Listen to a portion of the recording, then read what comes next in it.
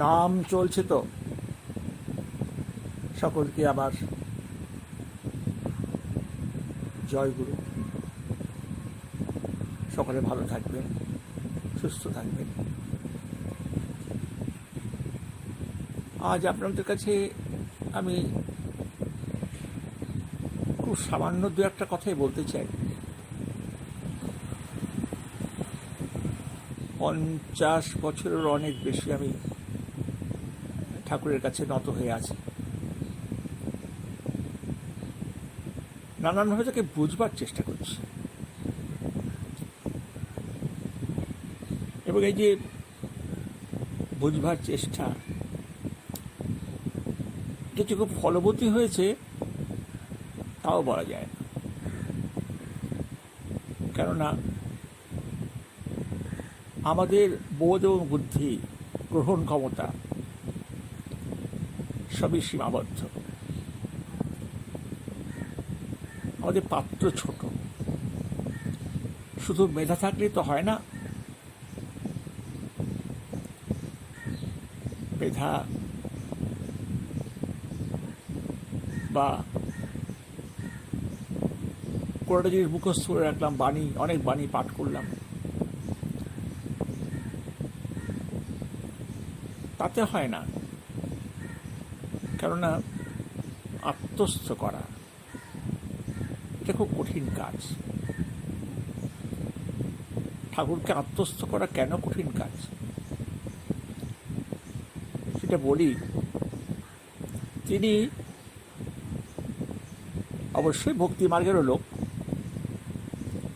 কিন্তু আবার তার প্রিয় হচ্ছে ভক্তিকে ফলিত করে তোলা কর্মের ভিতর দিয়ে। অর্থাৎ শুধু ভাবের ব্যাপার নয়, ভাবের ঘুঘু হয়ে থাকা নয়, এই সব কিছু ভাবকেই আবার কর্মের ভিতর দিয়ে তাকে অনুবাদ করতে হয়। আর সুন্দর একটা কথা আছে ঠাকুরের, সব ভাবেরই রূপ আছে। এটা যে কী জিনিস তা আমি ক্ষুদ্র বুদ্ধিতে হয়তো অতটা বুঝি না, কিন্তু মনে হয় যে ঠাকুর চাইতেন যে তার সব ভাব, যা কিছু আমাদের মনে আসে, সব কিছু রূপায়িত হোক। তিনি বলেছিলেন এক সময় যে ধ্যানের যে উপলব্ধি হয়,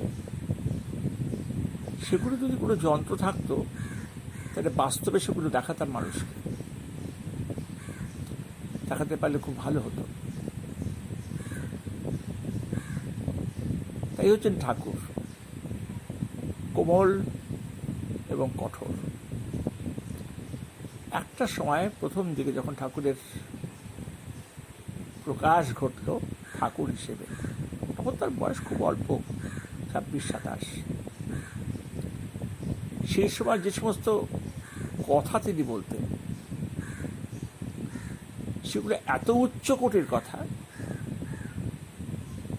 সাধন মার্গের এত সূক্ষ্মাতি সূক্ষ্ম ব্যাখ্যা, যে বিস্ময় মানতে হয় এই কারণে যে এই তরুণ যুবা তিনি তেমন প্রাতিষ্ঠানিক পড়াশুনো করেননি, ম্যাট্রিক পাস করেননি, এমনকি দরিদ্র পরিবার, বইপত্র ছিল না, শাস্ত্র পাঠ করা তার পক্ষে সম্ভব ছিল না। তবু তিনি ওই সর্বজ্ঞত্ব বীজ নিয়ে এসেছিলেন, তো যেন সব জানেন। কি করে জানেন সেই রহস্য হয়তো আমরা ভেদ করতে পারিও নি, পারবো না, কিন্তু জানেন তো জানেন। কিন্তু ওই রকম প্রাথমিক যুগে যে ভক্তি সাধনা, ধ্যান, যোগের যে একটা যুগ ছিল, সেই যুগ অতিক্রম করে ঠাকুর একটা কর্মমুখর নতুন ধারা প্রবর্তন করলেন। লোকে আর তখন ধ্যানে বসতে পারবে না। ধ্যান হবে, কিন্তু আগের মতো শ্রবণ দর্শন হবে না। বন্ধ করে দিলেন সব, কাজ করো, এবার কাজ করতে হবে। এখন আর ধ্যান নিয়ে থাকতে চলবে না। তারপরে স্বাস্থ্য উনি চালু করলেন, ইষ্টভৃতি চালু করলেন। আমাদের জানি তো কোনো প্রতিষ্ঠানের কোনো গুরু এরকম প্রথা প্রচলন করেননি, কেননা তাদের শিষ্য আকর্ষণ করার বাধা হবে। তো ঠাকুর পুরো রেয়াতি করতেন না, করতে হবে তো করতে হবে, কোনো আপোষ রাখা নেই।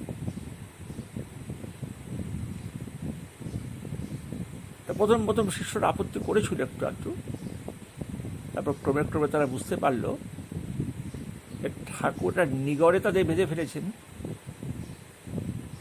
ঠাকুরের কাছে থাকতে হলে এই নিয়ম পালন করতেই হবে। কখনো তিনি আপোষ করেনও।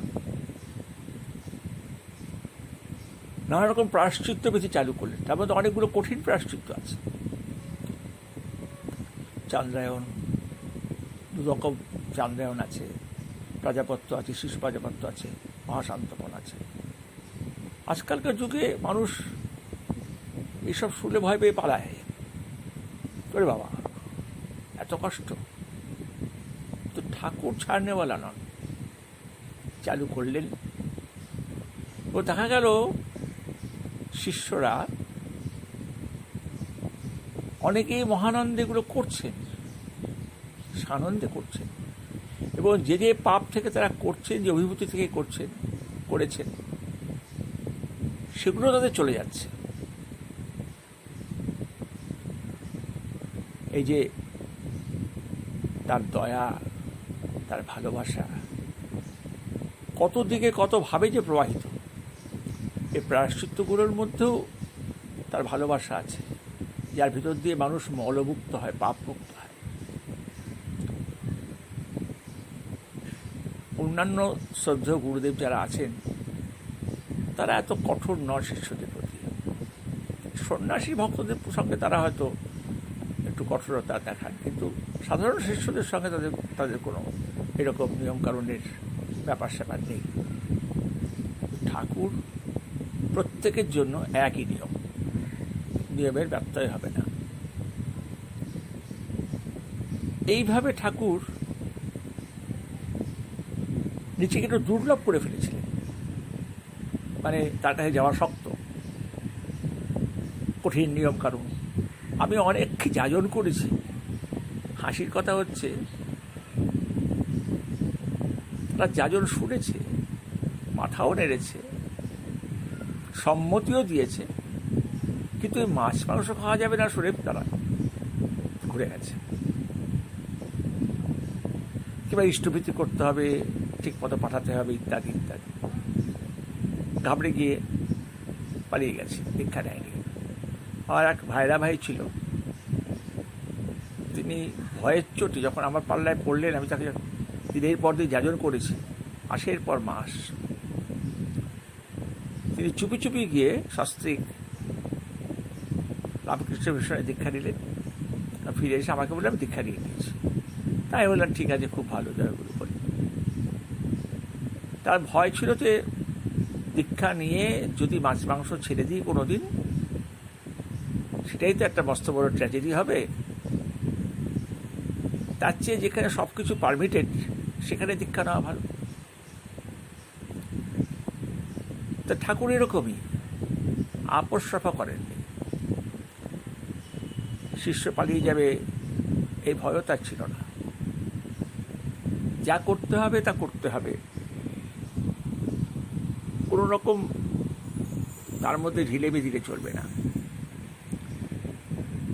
এই সাংগঠনিক যুগ যখন শুরু হলো, তখন তিনি তার ভক্তদের যেভাবে কাজে লাগিয়েছেন, সাধারণ ভক্ত, তার যে একটা উচ্চ স্তরের ভক্ত, উচ্চ মার্গের সাধক, তাও কিছু নয়, সাধারণ ভক্তকে দিয়ে তিনি এমন সব শক্ত কাজ, কঠিন কাজ করিয়েছেন, পকেটে পয়সা নেই, সহায় সম্বল নেই, চেনা জানা নেই, সেই সব কাজ তাদের ওইভাবে উদ্ধার করতে হয়েছে শুধু ঠাকুরের নাম, সৎনাম সম্বল, সৎনাম জপ করতে করতে তারা গেছেন, কার্যোদ্ধার হয়েছে। সুশীলদার বইতে এরকম বহু ঘটনার কথা আছে। কি কঠিন কঠিন কাজ সুশীলদাকে করতে হয়েছে, কপর্দক শূন্য অবস্থায় বেরিয়ে। তারপরে তিনি বিরাটি কেটে কখনো ভ্রমণ করেননি, বিনা পয়সায় কারোর কাছ থেকে কারো বাকি পয়সা দেননি, এমন হয়নি। কিন্তু এই নানানভাবে লোককে বুঝিয়ে বিনায়িত করে ঠাকুরের কাজ উদ্ধার করেছে। যেরকম আমরা ৫৫ সরকারের কথা জানি, তাকে ২৪ ঘন্টার দিন, তার মধ্যে তাকে ২২ ঘন্টা না ২.৫ ঘন্টা ছাত্রীদের পড়াতে হতো। এবং একটা লোক কখন ঘুমোয়, কখন খায়, কখন বিশ্রাম করে, তার কোনো ঠিক ঠিকানা নেই। ঠাকুর বলতেন যে সময় রবারের মতো বাড়ে, ও টানলেই বেড়ে যায়, চিন্তা করবেন।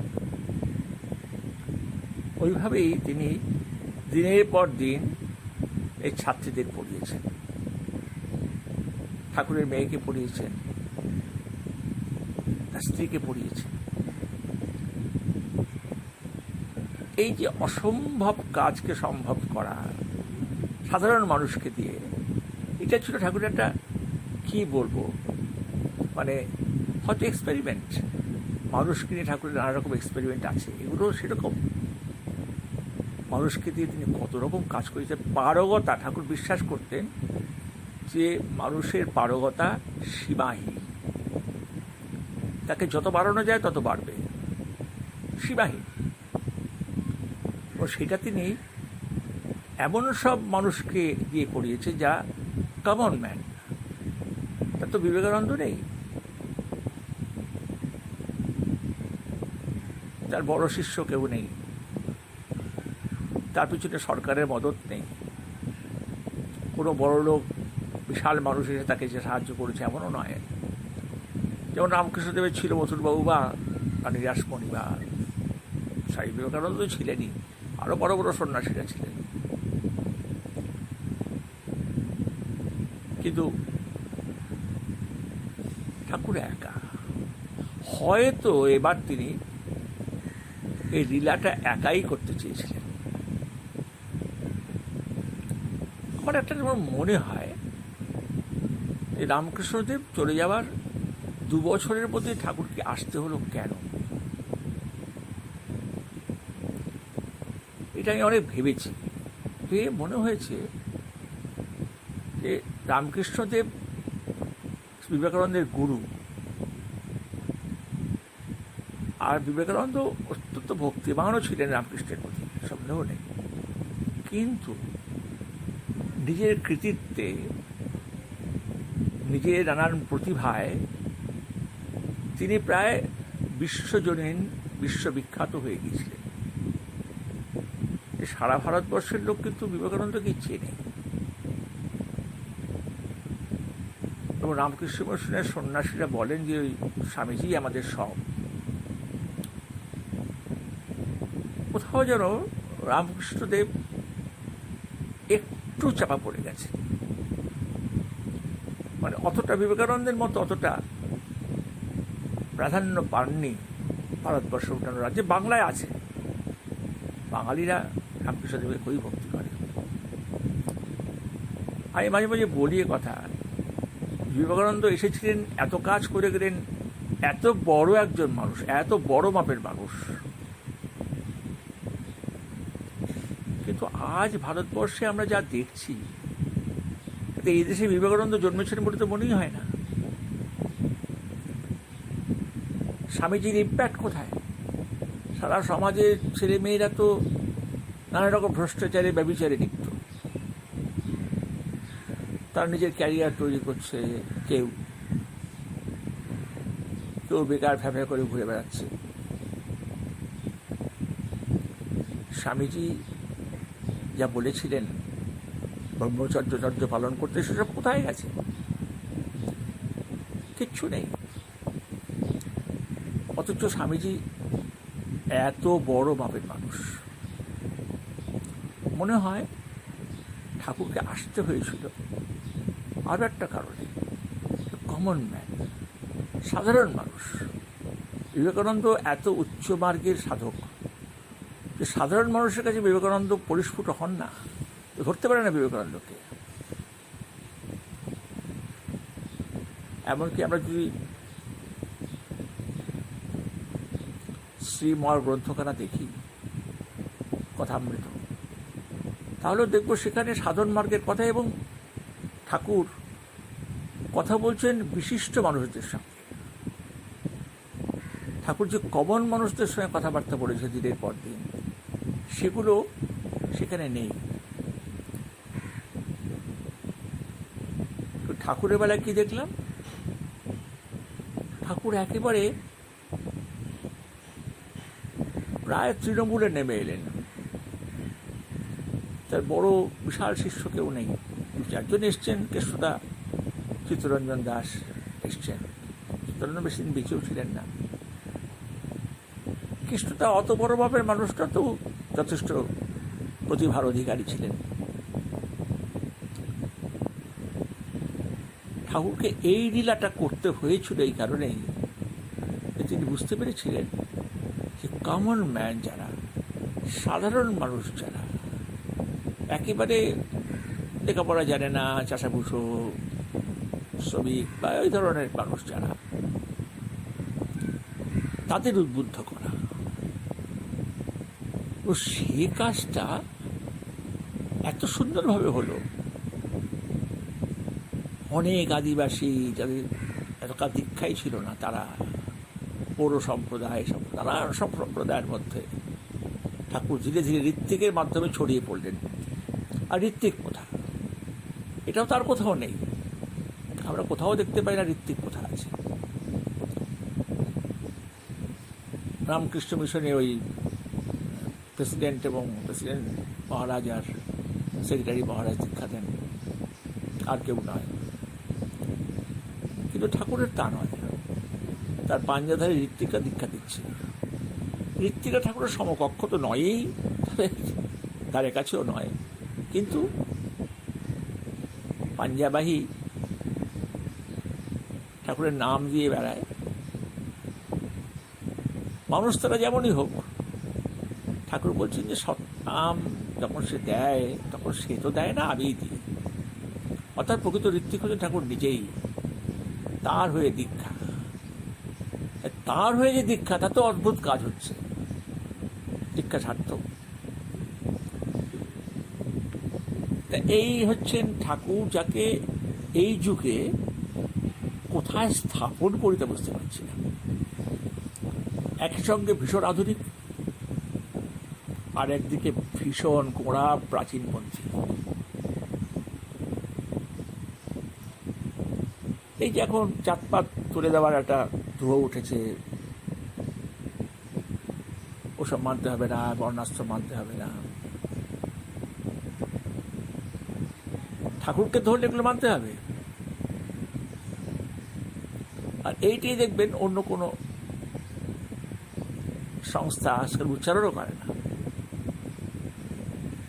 ওই জাতপাত দিয়ে তারা মাথাও ঘামাচ্ছে না, বর্ণাশ্রম তারাও একরকম মানছে না। একমাত্র সীতারাম দাস ওমকার নাথজি, তিনি ঠাকুরের মতে খুব কঠোরভাবে সমর্থন করেছিলেন। আর কোথাও শুনি না যে বর্ণাশ্রম মানতে হবে, বর্ণপ্রথা মানতে হবে, বিবাহ ঠিক মতো করতে হবে। এইসব কঠিন নির্দেশ কোনো গুরুদেব দেন না আজকাল। তারা বুঝে গেছেন যে এই যুগে মানুষ চোরানা শোনে ধর্মের কাহিনী, এখন এরা সব মানবে না, মানতে চাইবে না। আমার একজন কলিগ, একজন সহকর্মী, সেটা প্রতিক্রম বিয়ে করেছিল। তো সে কোনো একটা কারণে, আমি তাকে ডাইরেক্টলি কিছু বলিনি, সে আমার কথা জিজ্ঞেস করে, আচ্ছা শেষের মধ্যে একটা কথা বলবেন আমাকে? আমি শুনেছি আপনার ঠাকুর প্রতিলোম বিয়ে পছন্দ করেন না, তো আমি তো একটা প্রতিলোম বিয়ে করেছি, সেটা কি আপনি কি বলবেন, আমি কি মানে ভুল করেছি? তো আমি একটু চুপ করে থেকে বললাম যে সুজন, ভুল তো করেছেন। তো ওর দীক্ষিত ছিল একজনের কাছে। আমি বললাম আপনি আপনার গুরুদেবকে কি জিজ্ঞেস করুন, তিনি বলবেন আপনাকে, এটা আমার মুখ থেকে কেন শুনবেন আপনি? সে সেরকম সিনসিয়ার, গুরুর প্রতি ভক্তিও আছে। চলে গেল হরিদ্বারে, যা গুরু থাকতেন সেখানে গিয়ে গুরুকে বলল যে আমি এই কাজটা করেছি, এটা কি ঠিক কাজ হয়েছে না ভুল কাজ হয়েছে? তখন গুরুদেব বললেন যে বাবা, এটা তুমি ভুল করেছো, এই কাজটা ঠিক হয়নি,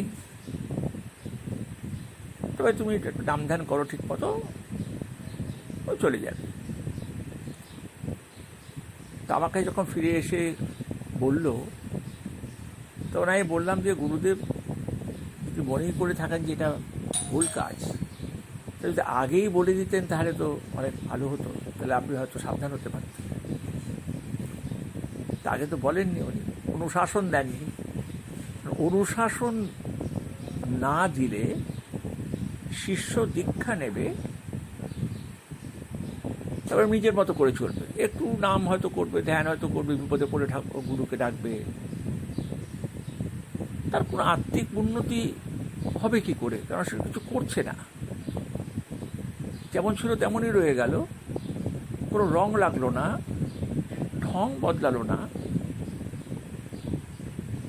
তাহলে কি হলো? যেরকম ওয়াটারপ্রুফ গায়ে দিয়ে যদি স্নান করি, গায়ে জল লাগবে না, স্নান করা হলো, এরকম আর কি। তো সেই কথা, আমি অন্য কোনো গুরুর সমালোচনা করছি না, আমি বলছি যে এটা এখন মানুষের কাছে অন্যান্য জায়গায় এই জিনিসটা নেই বলে মানুষ এই ঠাকুরের অভিনব যে জীবন দর্শন সেটাকে গ্রহণ করতে গিয়ে ইতস্তত করে যে এত কঠিন, এত শক্ত। তো ঠাকুর ওই লক্ষ্যরেখা টেরেই দিয়েছেন।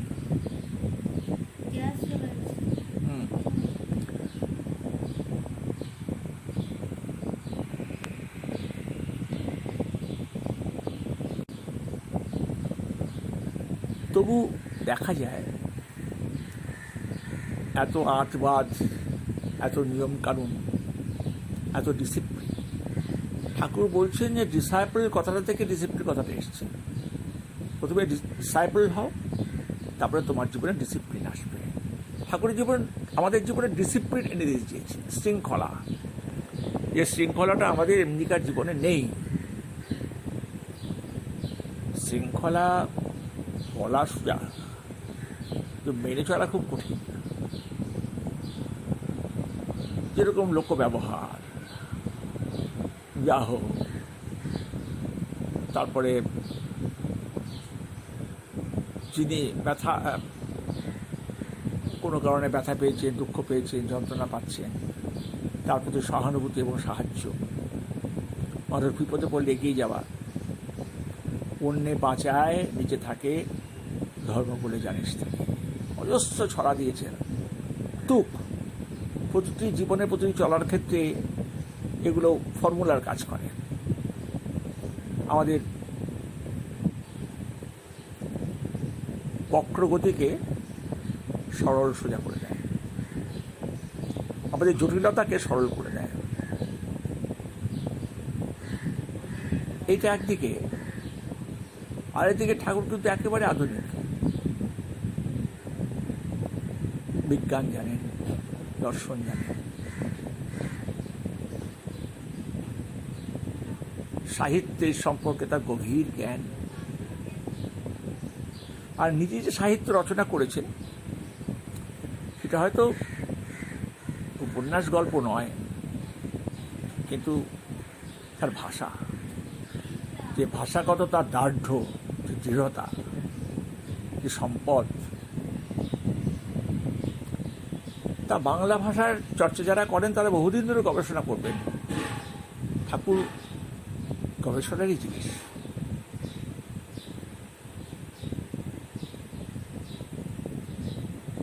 এই ঠাকুরকে আমি গ্রহণ করেছি বটে, কিন্তু সর্বসত্তা যে তাকে আমি মেশাতে পেরেছি তা নয়, এই কারণেই যে তার অনেক কথা আছে কঠিন, ওটি বুঝতে পারি না। এবং হৃদয়ঙ্গম করা অনেক সময় বেশ সম্ভব হয়ে উঠছে না এমন। কিন্তু একটা ঠিক, দীক্ষা নেওয়ার পর থেকেই যখন একটা ঘটনা ঘটতে শুরু করলো, ঠাকুরের লীলা বলি তাকে, তখন বুঝলাম ইনি সামান্য নন, ইনি অনেক ঊর্ধ্বের মানুষ। প্রথম তারও মনে হলো আমার ঈশ্বর যদি কেউ থেকে থাকেন তবে ইনি। আমার তো আর কোনো ভগবান নেই, একমাত্র এই ঠাকুরই আমার ভগবান। এই যে গ্রহণ, ঠাকুরকে ধীরে ধীরে ধীরে ধীরে গ্রহণ করেছি, নিজেকে পাল্টেছি, নিজেকে অনেক পাল্টে ফেলেছি। যখন দীক্ষা নিয়ে তখন 28-29 বছর বয়স।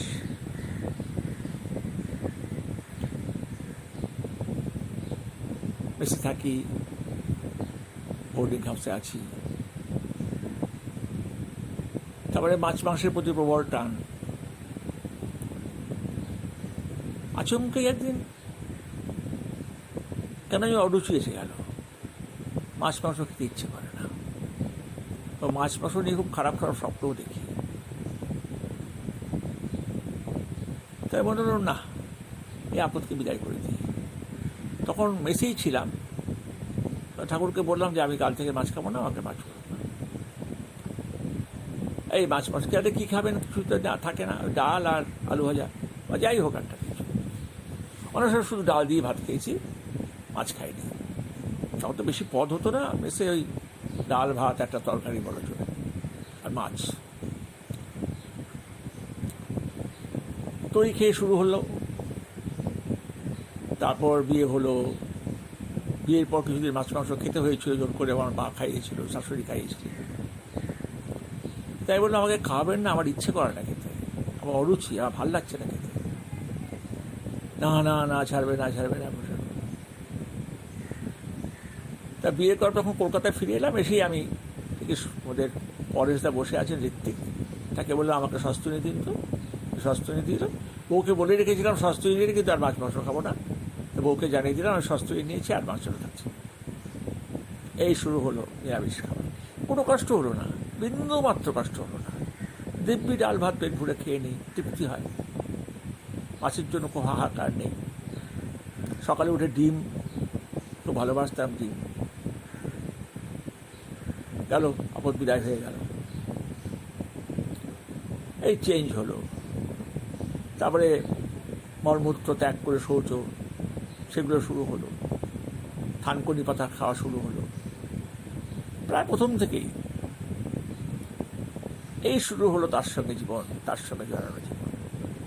আর তখন ঠাকুর তো দেখে রয়েছেন, 4 বছর পেয়েছিলাম তাকে। কি আকর্ষণ, এ বোঝাতে পারবো না। এই প্রেমিকার আকর্ষণের চেয়েও বেশি। কোনো রকমের 22টা টাকা 25টা টাকা জোগাড় হলেই দৌড়, আর কোথাও না, ঠাকুরের কাছে। তখন মা থাকেন শিলিগুড়িতে, বাবা থাকেন শিলিগুড়িতে, সেখানে যাওয়ার আকর্ষণ ছিল অনেক বেশি। ঈশ্বর আকর্ষণ ছাড়িয়ে গেলেন ঠাকুর। অত ঠাকুরের কাছে যাই, সেখানে তো পাত্তাও পাই না, ঘরে ঢুকতে দেয় না, বাইরে দাঁড়িয়ে থাকি, বাইরে থেকে দেখি। ও কখনো ঢুকতে পেরে ওই কোণের দিকে বসে থাকি, কাছাকাছি যাওয়া যায় না। তো ওই একবার করে ঠাকুর তাকান, চোখে চোখ পড়ে, এই পর্যন্ত। মনে মনে অনেক কথা বলি ঠাকুরের সঙ্গে, প্রকাশ্যে বলি না, খুব লাজুক ছিলাম। এই আকর্ষণটাকে আমি কিছুতেই বুঝতে পারছি না। আপনারা এত আকর্ষণ কেন? এই বুড়ো মানুষ, আমার আত্মীয় নন, স্বজন নন, আমার সঙ্গে কথাবার্তা হয় না, আড্ডা মারা হয় না, কিছুই না। আমাকে ভালোবাসার ক্রিয়া তাও বুঝতে পারি না, কিন্তু তবু মানুষটা এত আকর্ষণ করে কেন? কেন ছুটে আসি এত কষ্ট করে, রাত জেগে ট্রেনে চেপে সে ভোরবেলা নেমে স্টেশনে অনেকক্ষণ বসে থাকতে হতো, তারপরে সে টাঙ্গা ভাড়া করে রিক্সা ভাড়া করে আসা আশ্রমেও কষ্ট করে থাকতে হতো, ওই আনন্দবাজারের খাবার সেই নিয়ে এসে খেতাম আমরা, কিন্তু কষ্ট গায়ে লাগতো না। ওই ঠাকুরকে দেখবো আর ঠাকুর বিষয়ক আড্ডা, এছাড়া তখন আর কোনো মাথায় ছিল না, যা কিছু কথা সব ঠাকুরকে নিয়ে মুখর হয়ে গেলাম। এই যে ঠাকুরের একটা অদ্ভুত আকর্ষণ শক্তি, সম্মোহন, সেই জন্যে কিন্তু মানুষ পারে ঠাকুরের এই অনুশাসন বহন করতে। সবাই পারে না, কিন্তু বেশিরভাগ মানুষই পারে, অন্তত তারা দৈনিক কৃত্যগুলো ঠিকমতো করে এবং ভক্তি শ্রদ্ধা আচরণ টাচরণের মধ্যে সৎসঙ্গী বলে বোঝা যাবে, একটু বোঝা যায় যে না এদের শান্ত মানুষ। চরিত্রের বদল হওয়া তো কঠিন, আস্তে আস্তে হয়। আমরা সকলেই তো নানা রকম জটিলতা নিয়ে গেছি তার কাছে। চরিত্র তাড়াতাড়ি সংশোধন হবে তা তো নয়, দিনের পর দিন চেষ্টা করতে করতে ঠাকুরের তুক দেওয়া আছে, এই প্রবৃত্তির ঝোঁক করে ঘুরিয়ে দিতে হয়, সেই সব তুক মেনে। আসল কথা ঠাকুর চাইছেন শিষ্যত্ব হয়েছে ভালো, শিষ্যত্ব নিয়েছে খুব ভালো, কিন্তু এতে হবে না, নিজেকে আস্তে আস্তে পাল্টাও, সোনার মানুষ হয়ে ওঠো। হয়তো আমার সম্ভাবনা যতটুকু ততটুকুই হব, তার বেশি হব না, বৈশিষ্ট্য মাফিকই হব, কিন্তু এই যেটুকু আমার বৈশিষ্ট্য আছে, যা আমার ক্ষমতা আছে, সেই মতো আমি চরমে পৌঁছই, পারফেকশনে পৌঁছই। ঠাকুর এটাই চাইছেন যে তোমরা সোনার মানুষ হয়ে ওঠো। এই যে প্রেমময় কথাটা বলা হয়, প্রথম আমি পরম প্রেমময় কেন বলা হচ্ছে, তারপরে ধীরে ধীরে বুঝতে পারলাম যদি পরম প্রেমময় না হয় তাহলে আর কি পরম প্রেমময়, এর চেয়ে পরম প্রেমময় মানুষ তো আমি আর দেখিনি। ঠাকুরকে নিয়ে বলতে গেলে বলার তো শেষ নেই, অনেক বলা যায়, অনেক বলা যায়, অন্তহীন বলা যায়, কিন্তু এই বলে যাওয়াটাই তো সব নয়। আসল কথা তার প্রতি যদি ভালোবাসাটা এসে যায়, যদি সেই ফ্লাড গেট খুলে যায়, ভালোবাসার ফ্লাড গেট, তাহলে জীবনে আনন্দের সীমা থাকে না, আর সে আনন্দ অকারণ আনন্দ।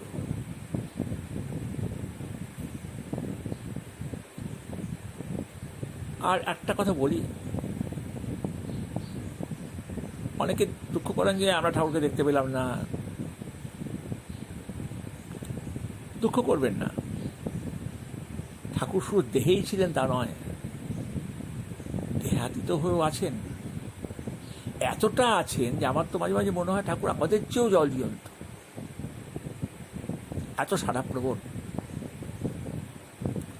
তাকে খুশি করার চেষ্টা যদি আমি করি, তিনি ঠিক হাজির থাকেন, কাছে আসেন, কাছে বসেন, ঘুরঘুর করেন, খুশি করার চেষ্টা।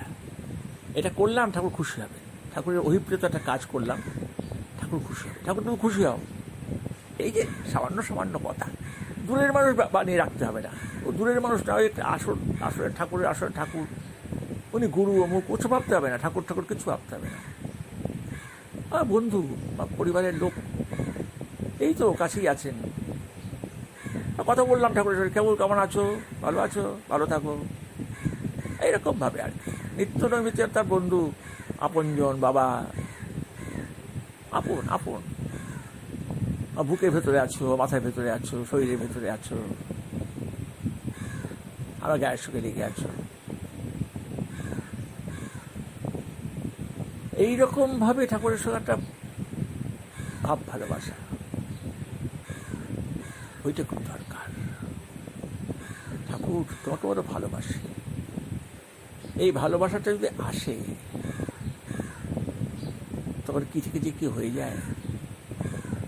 কিন্তু প্রত্যাশা নিয়ে ভালোবাসতে নেই, প্রত্যাশা যেন না থাকে। আমি শুধু তোমাকে ভালোবাসতে চাই, ভালোবেসে সার্থক করতে চাই, এটুকুই। আপনাদের সকলের পরম কল্যাণ হোক, নিরাপদে থাকুন, ভালো থাকুন, ঠাকুরের দয়া, ঠাকুরের আশীর্বাদে নাম ধ্যান চলুক। আমি আজকাল মাঝে মাঝে বলি, নাম চলছে তো লোককে, নাম চলছে তো, নাম নাম নাম, জপাত সিদ্ধি জপাত সিদ্ধি জপাত সিদ্ধি না সব। ভালো থাকবেন। বন্দে পুরুষোত্তম।